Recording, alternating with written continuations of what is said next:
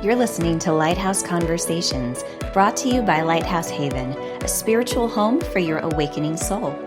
Lighthouse Conversations is a show where awakening souls gather to be inspired, connected, and enlightened. Spiritual spark plug and host Chelly Canales, that's me, will guide you through the twists and turns of your journey to a safe haven where you are finally free to live your best light. Each episode contains a conversation with a guest who has gone through a spiritual awakening, detailing their unique and life-changing experiences in an intimate and candid way. Although everyone's experience is as unique as they are, we all share one common thread. We're all seeking something. So, come join us on this journey and be prepared to leave with resources that will supercharge you into inspired action. Here's today's episode. You are tuned in to Lighthouse Conversations. I'm so glad you could join me today. I'm really looking forward to you hearing this conversation with Alison Repp. She's a great friend of mine, and I think she's just someone everyone should know. It was very refreshing when I met Alison because she was the first person who just showed her spirituality to me in a way that was just so easy and confident and casual. And it made me want to step up my own game and say, hey, I've been wanting to talk about this or be this person everywhere I go. And she really helped me to get my feet under the ground, get my feet on the ground, and get myself moving in the right direction towards being my most authentic self. So I hope you enjoyed this conversation with Alison. Welcome, Alison. Thank you. I'm so glad you're here. So Alison and I met, has it been a couple years yet? Probably about 2 years ago. Yep, because when I joined Project Cure, you were the first person that I met on the elevator going up. I sensed that I needed to know this woman. Like, this happened really quickly. It was, she's got this beautiful energy about her. She's naturally lovely and kind. But one of my favorite things is she was one of the first people to, immediately show their spirituality to me. I was still a bit... That. What was that? I didn't know that. It's true. Because a lot of times, and this includes me, I had moments where I would shut the door because I didn't want anyone to think I was weird. Mm-hmm. Alison is just who she is all the time. I want to hear a little bit about your journey to getting to that point spiritually. Well, it's funny you say that because looking back to when we had that conversation, which was about a year and a half ago, I didn't think that I was that open. I mean, I was less open than I am now. But, my journey to this point, and I think that I'm always going to be on the journey and always expanding. But, growing up, the cat. We have a little cat visitor. At least she's not making noise. She's just blessing us with her presence. Exactly.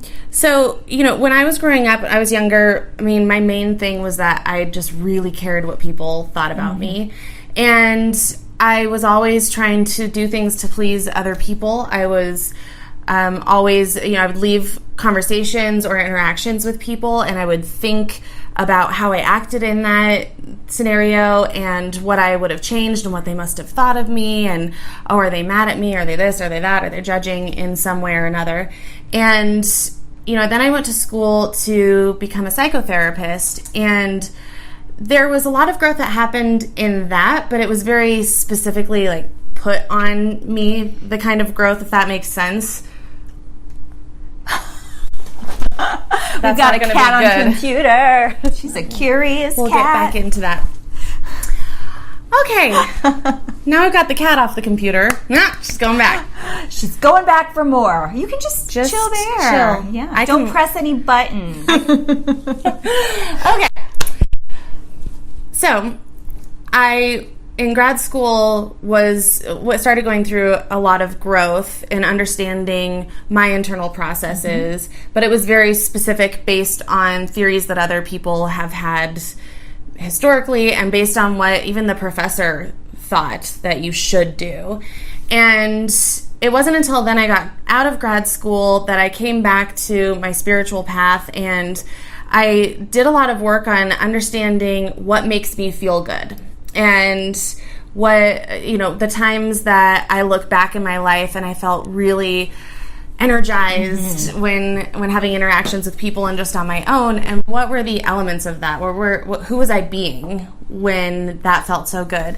And I came to realize that my biggest core value is authenticity. And a huge part of that, it's a big definition, but a huge part of that is like silliness and just saying whatever I want to say. I say really inappropriate things in appropriate settings, but that's just who I am, and that's who it feels good to be, this open and honest person. And so when I started realizing that, I just start paying more attention, and I come more and more into that throughout my life. And as you do that, as you feel free to do that, everybody around you feels like everybody around you feels permission to do the same. I know I feel the same way too. The second you started being open with me, I was able to be open with you, and not just like energetically and being, silly and being positive, because I'm silly all the time, and I love when I have people to do that with. But I felt like I could just tell you anything, and you were telling me about Dr. Joe Dispenza, and I was talking about my sleep paralysis experiences and lucid dreaming, and you didn't bat an eyelash. So I just felt very free and open. So the way you present yourself in the world is a really high vibrational way of being. And part of what happens when you're an awakened person, I believe, when I see it in people, is because they do have that sense of authenticity, and they do show up in a way that allows others to feel free to do so as well. Yeah, and what I've realized is that that's when I get the best connections with people. And it's less about making other people feel comfortable. That's an amazing side effect.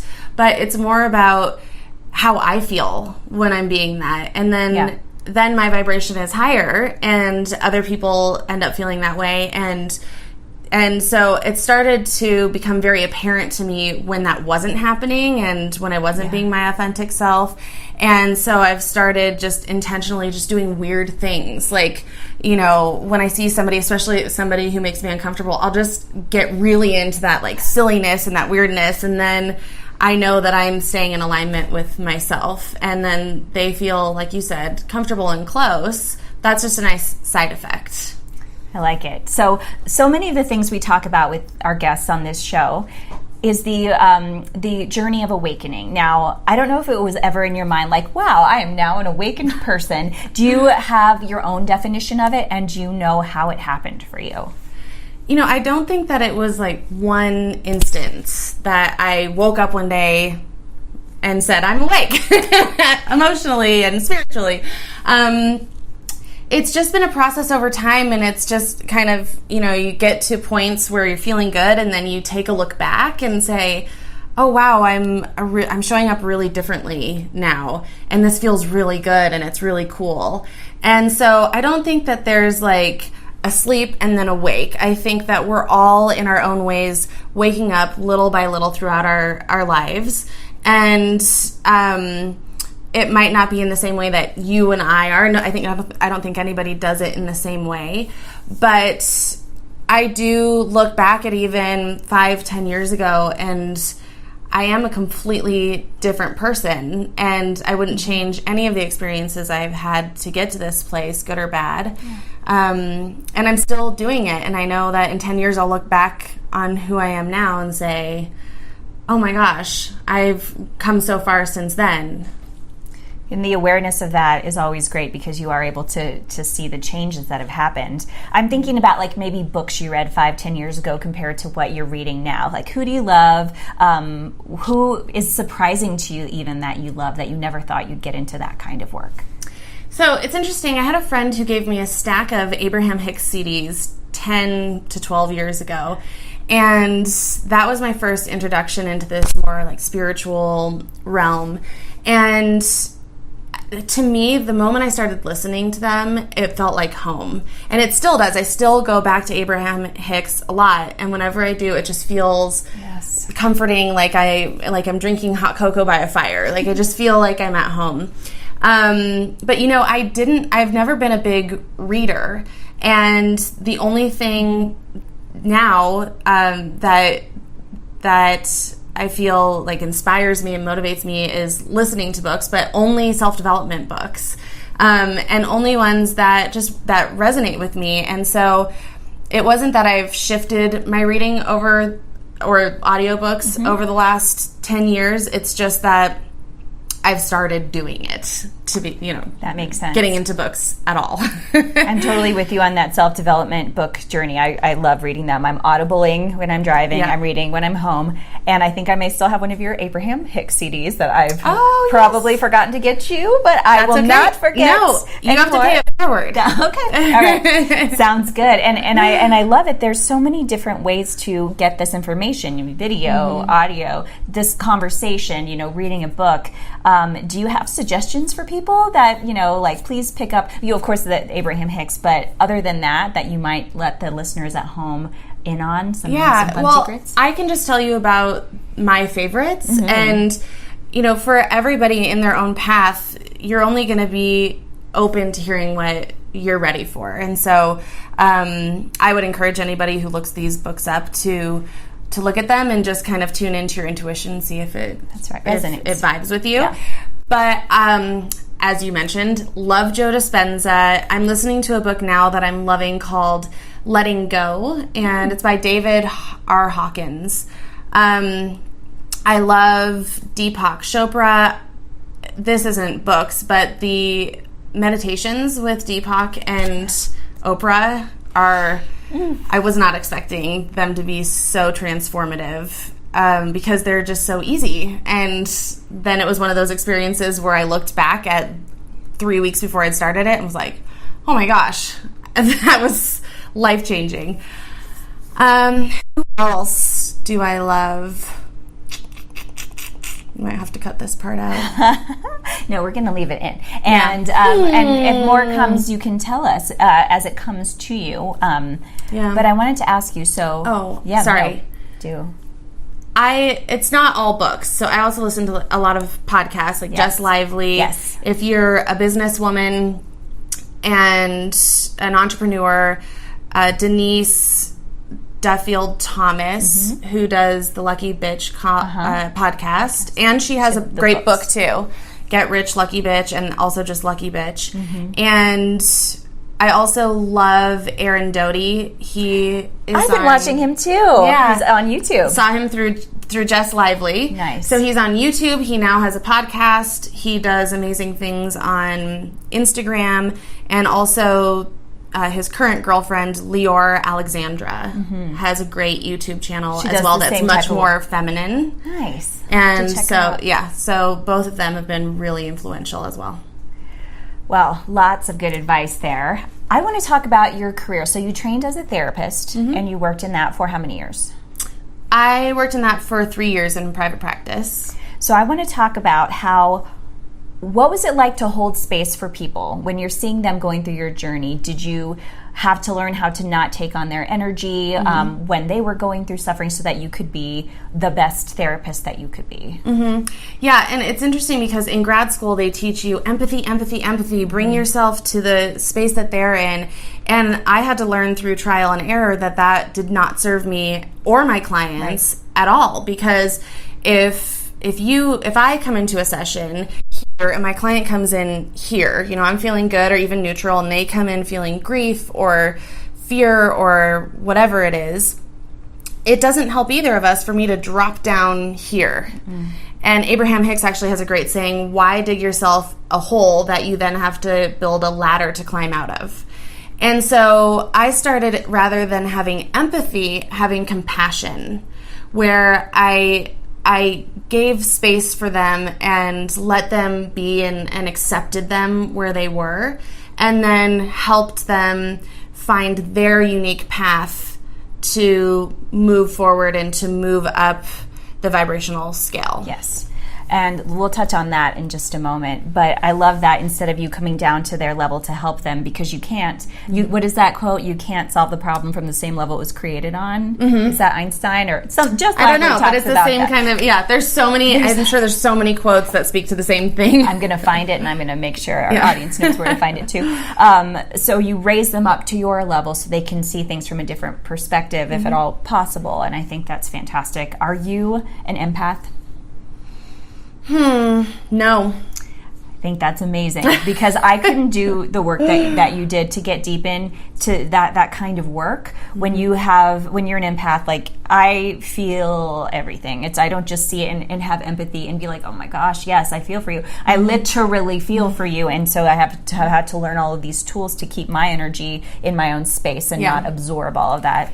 Yeah, and there's huge benefits to being an empath. And I used to think, especially with grad school and just the society, the norms that I was raised in, that it's good to feel, when somebody's crying that you cry too. And I used to like really try to make myself do that. And I thought there was something wrong with me that I wouldn't cry with people. It was like when people would cry, I would do the opposite and I would become really strong just naturally. And I almost never in my life have cried with somebody. Yeah. And it wasn't a defense mechanism or anything. It was just how I naturally have always been.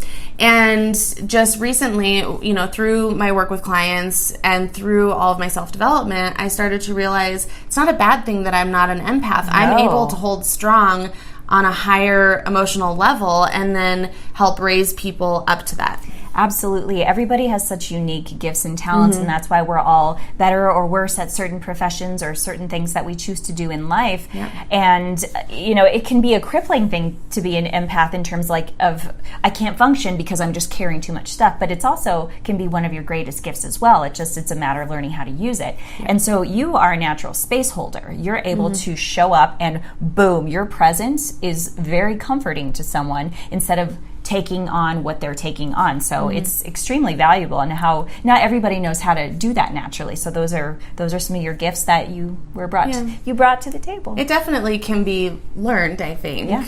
But for me, it was just a natural thing. So I thought I think it was beneficial for the work that I went into. Yeah. Okay, so we talked about this vibrational scale, like the spiral. Let's talk about that a little bit. Yeah. So our emotions create our vibration, and we all literally have an electromagnetic field outside of our bodies, and they've been able to measure it to up to 10 feet outside of our body, but there's speculation and theories that it goes way beyond that. And there actually have been studies that our emotions can, you can send love to somebody across the world, and it helps in the healing process. And so we have thoughts that create a release of chemicals that land in our bodies, and we then feel an emotion, and our emotions are a physical sensation in our bodies that then create this electromagnetic field. And the emotions that are what we would consider negative, I like to call them unwanted or less comfortable emotions, such as grief, fear, sadness, anger. Those create a chaotic vibration, chaotic waves outside of our bodies. I like to give the example of if you've ever walked into a room where two people were fighting. You can feel that. And they're not actively fighting. You walk in and you're like, whoa, that's proof that we feel that energy. And then when you can move up the scale into even neutrality, contentment, ease, freedom, joy, excitement, peace, all of those. Those have a more coherent wave.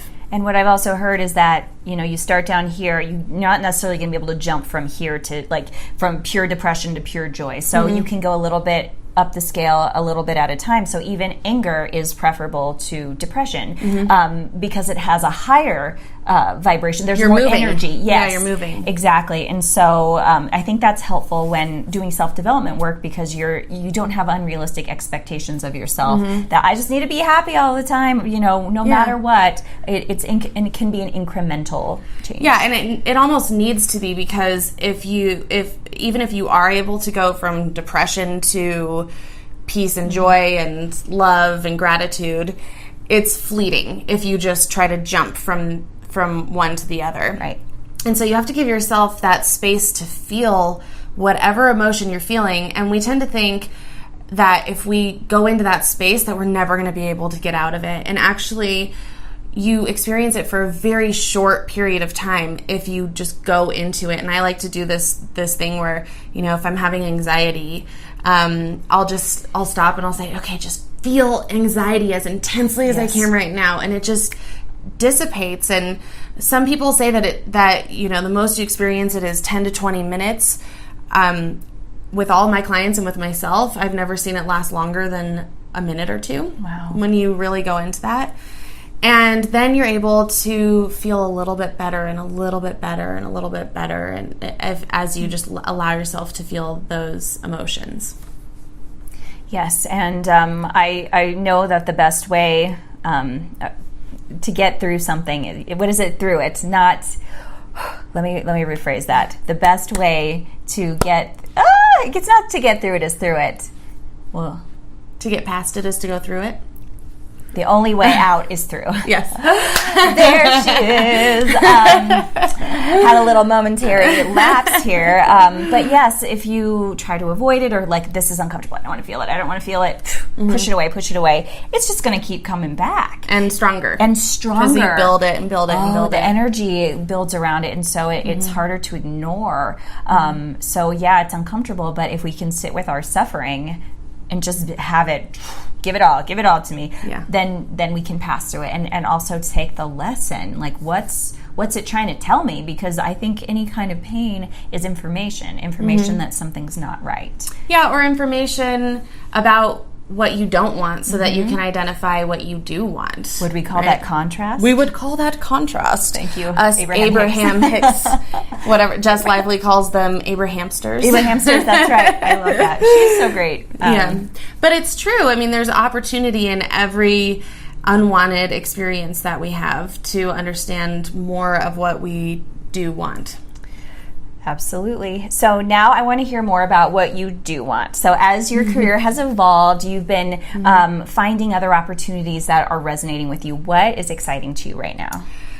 So after I had my second baby, I had gone on maternity leave, and I just realized that I am wanting to do and I'm meant to do something bigger than one-on-one. I can only help maximum of 20 people at a time if I'm doing one-on-one therapy. And also, being a therapist doesn't resonate with me anymore. There's just this stigma around it that therapists just have you focus on your past, and I just don't have that approach. I've always had a forward-looking approach, a more spiritual approach. Clients really want to go into, why do I feel this way? I have to pinpoint the core of this issue and when it started in order to get past it. And I would never allow us to go there because it actually doesn't solve anything. And so I just want to get away from that because it just doesn't resonate with me anymore. And I want to work with women on a larger scale. And so I've actually partnered with a woman in Boulder, and we are working with female CEOs, not just CEOs. We are starting a group for CEOs, but leaders. We want to work with women who are impacting others' lives, and we want our work with them to trickle down through the rest of the people that they are influencing. And so we work with women on professional and personal barriers that are keeping them from reaching their highest potential. That sounds like something I would like to do. I'm a founder and / spiritual spark plug. Maybe I can be a part of that too. I made it up. It's on my biz card. I love it. I chose it because I figured that I want to ignite that journey in people, that seeking, that I know there's something. What is it? Boom, here we go. Side note. Yes, love it. So I want to know about how you do this. Is it programs? Is it retreats? What does the picture look like? Yeah, so right now we're starting a group to bring about 12 female CEOs together, and that's our starting point. We're taking these small steps. We're very aligned in just letting things flow, and instead of swimming upstream, as Abraham Hicks would say. And so this is our first inspired idea, and so we're taking the action on it to create this group of women. And then the goal is to to go into companies and work with leadership teams one-on-one, and then provide workshops for the rest of the company so that everybody can be approaching their work and their personal lives in the same kind of way, because the way that we do it is very counterintuitive, but it works in the long run and helps people live a really fulfilling and meaningful life. And that's something we all could use. Yeah. I really love how you bring your spirituality into your kids' lives. You have different rituals with your daughter. Is there anything you want to share about how important it is to you to have that those moments with her like that? Yeah, and it's interesting because she's 4, and so she's not fully comprehending things, but that's kind of a cool lesson for me, because you have to approach it on more of an energetic level than understanding through words. But there's so many different ways that goes that I could go with that conversation. But I just never discount anything that she talks about that people would typically, we're trained as children to move away from our intuition and from our connection to source energy, and so we're trained to do that through judgment from others, like, oh, that's not real, that was just a dream, that was just this or that. And so I work really hard not to discount anything that she says. She's told me about how she was with a man named John, and she fell into a pool and everything went black, and she decided to come back here to be with us, to be with our family. And and so I never discount those things. I'm like, oh, tell me more. The other day she told me that there was a woman in our home, and so I was like, oh, where is she now? Are you able to talk to her? What is she saying? And so I want her to stay as connected as possible, and we do things like setting intentions for segments of our day, and how do you want to feel, and what kind of person do you want to be. And I'm making myself sound like a really incredible parent, and I'm not. I mean, this is like at my best. I'm not saying that it's easy. It's definitely a struggle, because our kids tend to trigger us, and so sometimes I get angry and I get upset, and I think the important thing is owning that part of our humanity and growing from it. It's the contrast. It is the contrast, and I don't think anyone can say they've never gotten angry at their kids. Yeah. Except if they for me, do, then they're lying. Not true. But what you're doing is a huge service for her, because so many kids lose that magic early, or this, like you said, the intuition, the feeling, the visions they might have. They're so connected, and they're not held back by society's preconceptions of like, that's weird, that's not normal. And so it's so important that her voice is able to be not silenced by you in that regard. So I think that's an incredible thing, and something so many of us could use moving forward, because there's only positive things that can come from that. Yeah, I agree. And it's also great because we have the baby, and they have such a connection, and Grayson knew that before I even got pregnant that she was going to have a little sister, and started talking about her sister Elliot.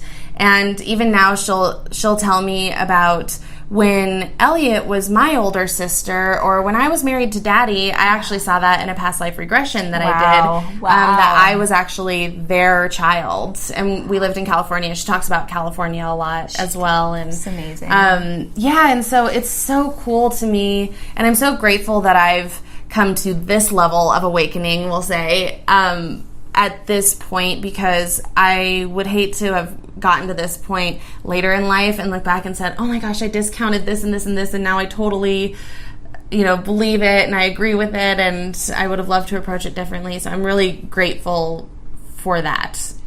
It's a beautiful thing. As we start to wrap this up a little bit, I want to ask you, so Grayson's had some amazing experiences that you were able to witness just by what she said to you. Yeah. Is there something that's been, something metaphysical, something supernatural, something that has showed up in your life that you just cannot explain, and has been an experience that, only what you want to share, of course, that might be interesting for our viewers at home to hear about? The thing that comes to mind is, it was actually just a few months ago.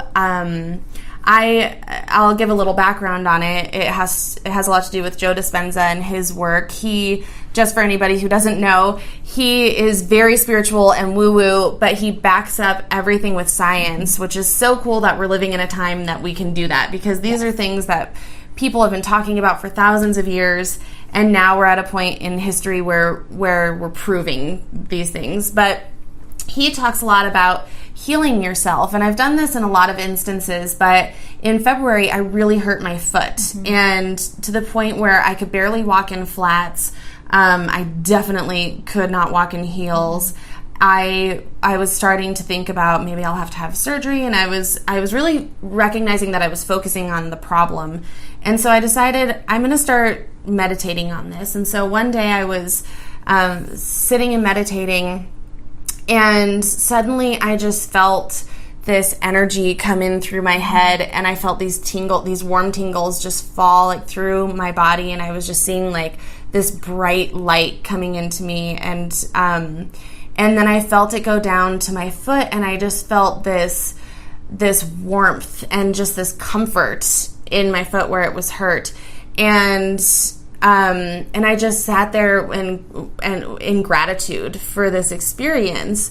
And I got up from that meditation, and my foot hasn't hurt at all since. It's just completely healed. Incredible. Yeah. Was that from becoming supernatural? Was that meditation from that? I believe I was doing one from that. Although, I was doing a guided meditation, and I kind of tuned out of that because this experience just started happening. And I realized that I've had those experiences a few times, and they only happen when I'm not trying to make it happen.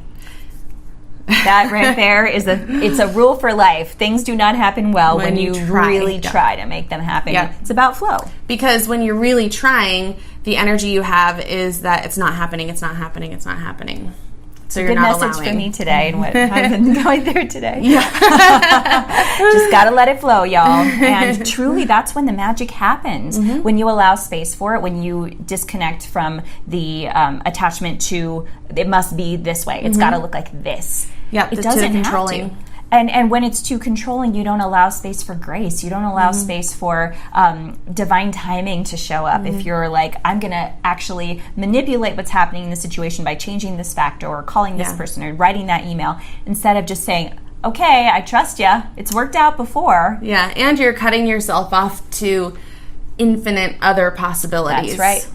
That's right. That's why it's hard for me to make goals. Like, there's certain goals I can make, but by that same token, if I say, in 5 years I want this, in 10 years I want this, then if I focus and put all my energy towards those things, does that cut out what I really would love even more without even knowing it? It doesn't leave space for that universal intelligence to make its way in. Yeah, because you're identifying the how and the when. And yes. And when you are focused on the how and the when, that's when you're closing yourself off to all these other possibilities. And actually, there have been studies done that when you set goals, it actually activates the sympathetic nervous system, which is stress. And you are then blocking off your energy field. And so what I always encourage people to do is to have visions or dreams and get into a place where you just think about ideally, not realistically, but ideally, what would you love for your life, and to have an intention to achieve that. I don't even say achieve that, to flow into that. But it's really important to drop the importance of it. So you have the intention, and then you let go of the desire. Desire also activates the sympathetic nervous system and the stress, which is so counterintuitive to what we're taught. We're taught that you have to really, really want it, and you have to really, really work hard to get it if you're gonna get there. And that's true. If you really, really want something, you definitely have to work really, really hard to get there, and you don't enjoy the journey. And so when you can have an intention for something and then drop the importance of it and bring yourself into the now, then that's when you just flow into it, and you end up getting there, and you might not even realize you're there for a while, and suddenly it hits you one day. You're like, oh, I'm there. Here I am. This happened, and I didn't work hard at all at it.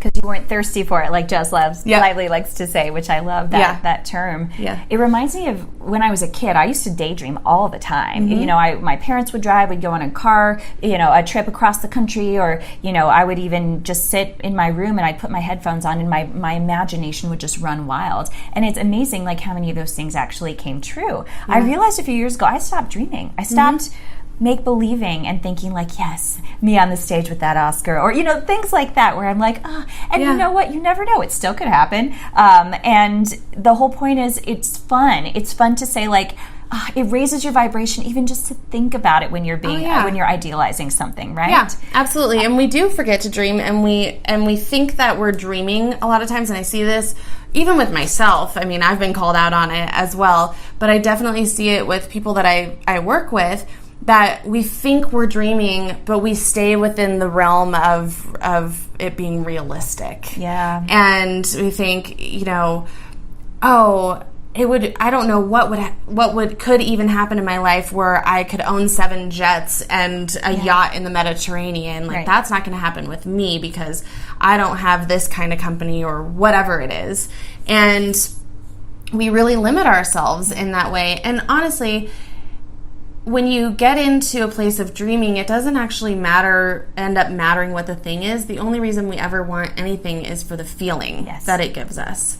And so that's the purpose of dreaming, is we get that feeling that we think we would get when we achieve whatever now. Yeah. And that's really the only reason that we want it, is so we can have that feeling. So if we can create that feeling, the vortex, would you say? Yes. Just going back to the Abrahamsters.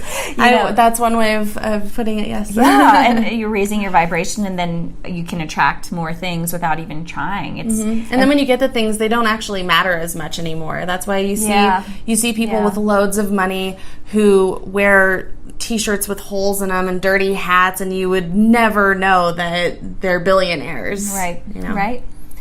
Well, I have really enjoyed talking to you, Alison. I'm so glad that you were here for Lighthouse Conversations. Thank you for having me. You got it. Peace!